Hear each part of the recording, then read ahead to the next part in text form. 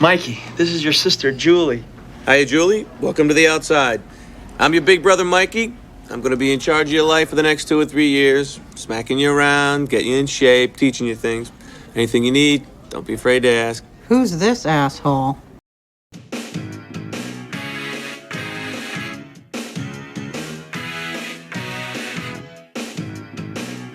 Look Who's Talking 2 is the 1990 comedy sequel to the 1989 huge box office hit film. The movie picks up with a now married James and Molly Ubriaco, played by John Travolta and Kirstie Alley, preparing for the birth of a new baby girl, while trying to teach Mikey, voiced by Bruce Willis, to potty train. Mike, this is a potty, okay? Now, when you want to take a piss, you do it... All right, when you want to take a whiz, you do...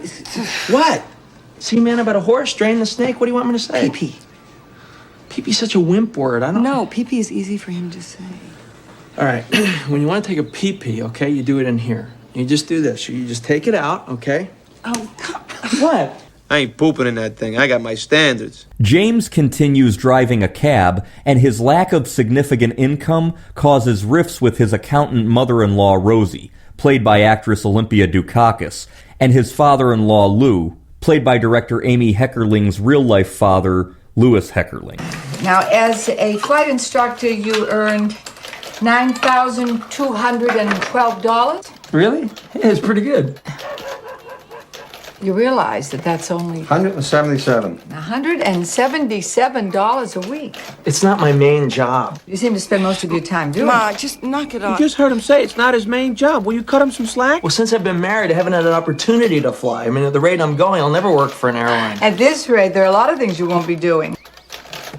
Inside Molly's womb, the baby girl, voiced by Roseanne Barr, gets her umbilical cord wrapped around her neck, putting her in distress. I heard life is short, but this is ridiculous. Molly receives a cesarean section, and the baby is born. I guess this is the end. Here she comes. Oh, my neck! My neck! Hey, you with the scissors! Cut me some slack here!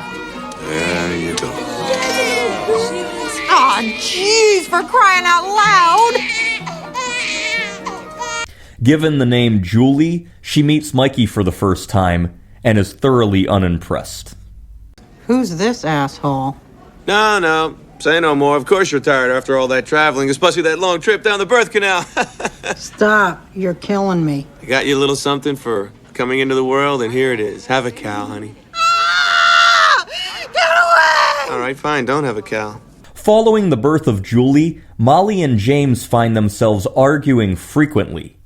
And at the advice of Rosie, James is pressured into taking a pleasant but demanding job as a private airline pilot. James and Molly also fight about who has the ultimate authority over decision-making when it comes to Mikey. If I say Mikey can do something, and you come along and say he can't, then you're cutting my nuts off right in front of him. How can I be a good dad? So because you're the man and you have the nuts, you get to make all the decisions? I don't get to make all the decisions because I'm the man. Look, if I promise him something, okay, don't make me look like an asshole. Oh, you're doing a good job of that yourself. Can I keep it down up there, please? All of this leaves baby Julie even more unimpressed with her new life. Let's take stock here. My brother is 27 pounds of stupid. Look at that. My parents are okay separately, but as a couple, they Why stink. don't you just put me in a fucking dress, okay? I guess you're my only friend, Herbie. Meanwhile, Molly's younger brother Stewart, played by Elias Koteas, arrives at their apartment needing a place to stay, furthering the rift between Molly and James. He's the accountant for Mitsubishi. Not anymore. Not anymore. The way I look at it is Americans have turned themselves into some fat-ass lazy slobs who'd rather sell up their toes than get off their butts and walk half a block. I think I could stay here for a little while until I get For a while. You can stay here as long as you want. I'll make up the couch. Yes! Molly! Molly! Despite having a degree in accounting, Stewart is rather eccentric, drawing an empty gun on James when he returns home late one night. You stock up your cabinets with bottled water and flashlights. But what do you think's gonna happen when the shit really hits the fan, huh? Like earthquakes or flash floods or mudslides, or just a lot of chaos and horror, people dying in the streets, and right? And you're sitting nice and pretty with your bottled water. Now the guy next door has got one of these. Who's gonna go thirsty? Him or you? Mikey attends baby gym, where he vents his frustrations about his sister and potty training to his friend Eddie, voiced by Damon Wayans, alongside the baby gym instructor Joey, played by an insane Gilbert Gottfried.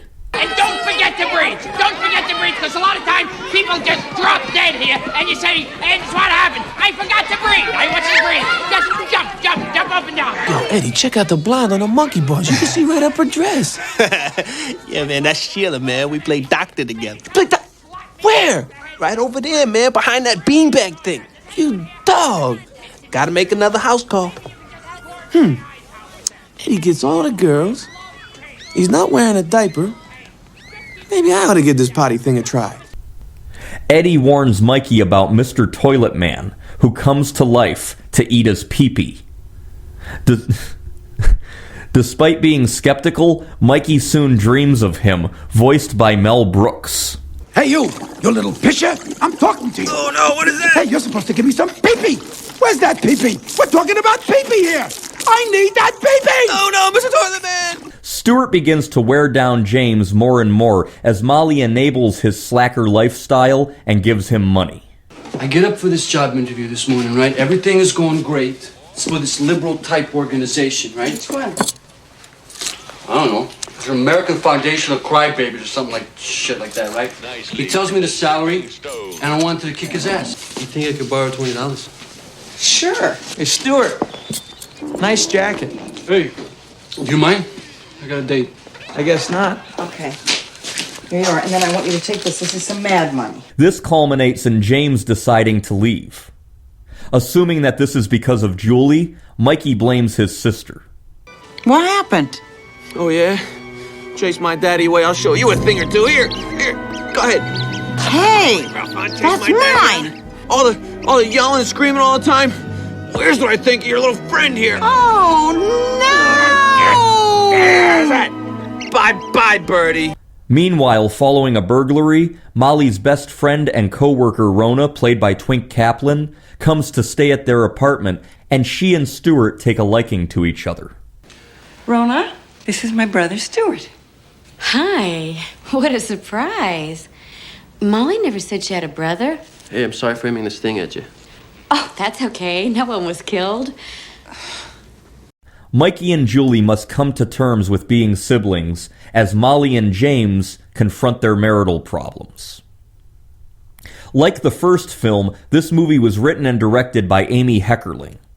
In a 2016 interview with the Criterion Collection, Amy Heckerling said that she had sort of been forced into doing a sequel for legal reasons, and that to her it was like, the story's over. She said it was not a fun experience. The storyline is basically James and Molly having marital problems and Mikey having to come to terms with having a sister. Once again, John Travolta and Kirstie Alley act out their real-life attraction as the two entertainers were madly in love with each other from the moment they met. As in the first film, this real-life chemistry spills over onto the movie screen. Honestly, I don't think I care about Kirstie as much as I do anybody. Well, that's good. That's really true. I certainly hope I love Kirstie. so. If I remember, you have a menagerie. Have you ever been to her home for dinner? Say, I get the feeling that She has one of the most fabulous homes I've ever seen. It's decked out. But there is an animal in every corner of this. Now, what are we talking about? Don't you have to be very tolerant with other people? Her husband is the most tolerant man I've ever met of these accidents. Are you talking about like poop? Yes. This is the kind of stuff I'm looking for.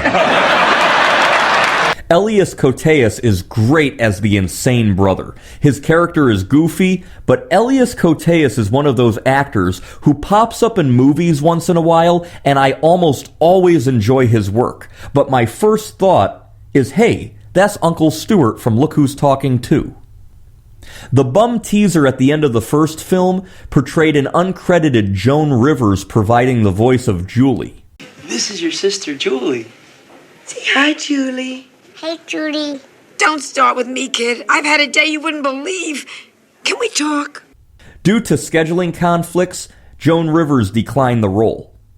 In the early trailer, Richard Pryor was originally going to be the voice of Eddie, but he was suffering from several health issues. In 1990, Richard Pryor had his second heart attack and would undergo triple bypass heart surgery in 1991. The voices of Bruce Willis. Yeah, right back at you, babe.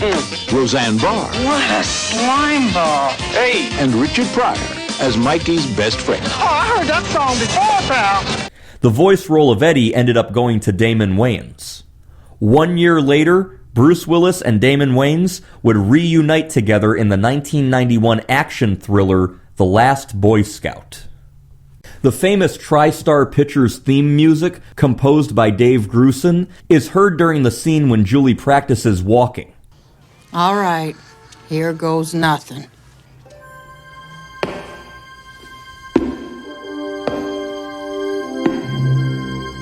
Yeah, I'm doing it. I'm doing it. I'm getting there. Yes. There's a strange variation of the logo at the beginning of the movie when Bruce Willis is heard doing a Mr. Ed imitation. Whoa, Wilbur! Here I go! I'm running pretty good now, and I'm going to take a jump, and oh, I got wings and I'm flying! Oh! TriStar Pictures, where anything can happen.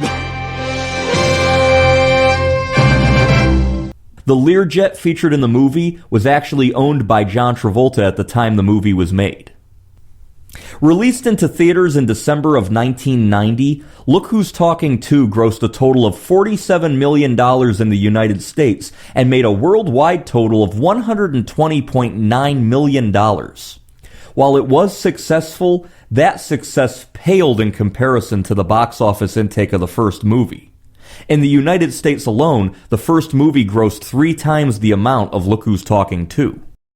The original movie and this sequel inspired a sitcom called Baby Talk that aired on ABC as part of its TGIF Friday night sitcom lineup.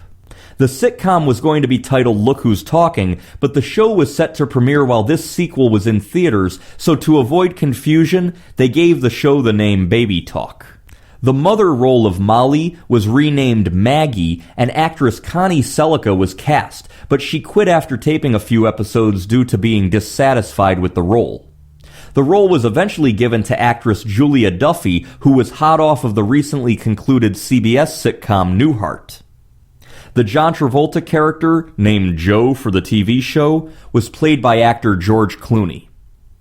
The show completely changed for its second season, with the lead roles being played by Mary Page Keller and Scott Baio. In both seasons, the Mikey role was voiced by actor Tony Danza. One crazy thing about this movie is how short it is. The runtime of this movie is only 82 minutes long. If you ever want to watch a movie that is very quick, Look Who's Talking 2 comes to mind. 1 hour and 22 minutes long. You could put it on around 8 o'clock at night, and it'll be over around 9:15. Like the first film, and like most films directed by one of, if not my favorite female director, Amy Heckerling, the soundtrack to Look Who's Talking 2 is amazing. You have songs from the Dave Clark 5. This ain't no wet dream. This ain't no wet dream. I'm getting some. Get me some. Out of my way. Time to get a move on. George Harrison. I got my mind set on you. I got my mind set on you. Okay, that feels pretty good. Here we go in the not in the nose. Okay, bottoms up. John Lennon. I'm sorry that I made you cry. Oh no, I didn't want to hurt you. I'm just a jealous guy. Watch out. Elvis Presley. Do the chairs in your parlor see me? Do you gaze at your doorstep and picture me there? Billy Idol.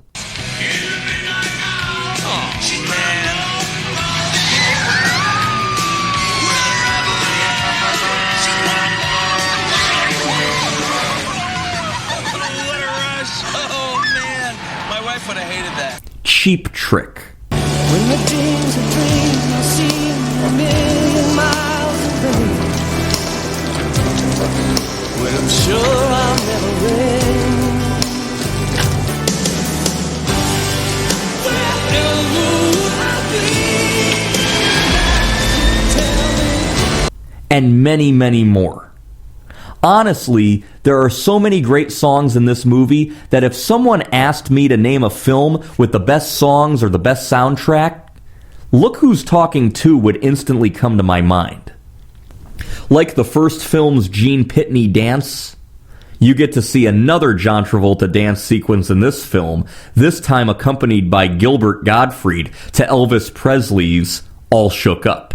A little mixed up, but I feel fine when I'm near a girl that I love best. My heart beats so it scares me to death when she touches my hand. No wonder chill I got. Her lips are like a volcano that's hot. Oh, I'm proud to say she's my but I'm in love. I'm all shook up. Ooh, ooh, yeah, yeah, yeah. Ooh.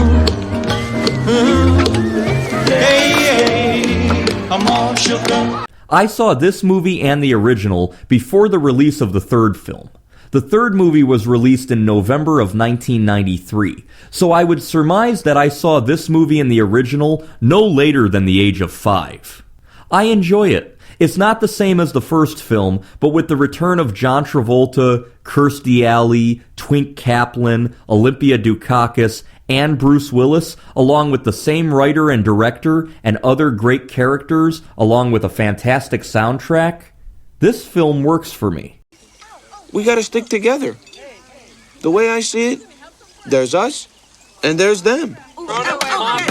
Yeah, big ones don't make any sense. Mom, stop picking on us. You never know what big ones are gonna do. So what does that mean? That's for sure. That's why we have to stick together. Yeah. You and me. You and me? That's right. You and me. We're the kids. Yeah. They say we're young and we don't know. I'll go ahead and give this movie the same rating as the original film, and I highly recommend Look Who's Talking 2. Well, that's true, 'cause you got me, baby.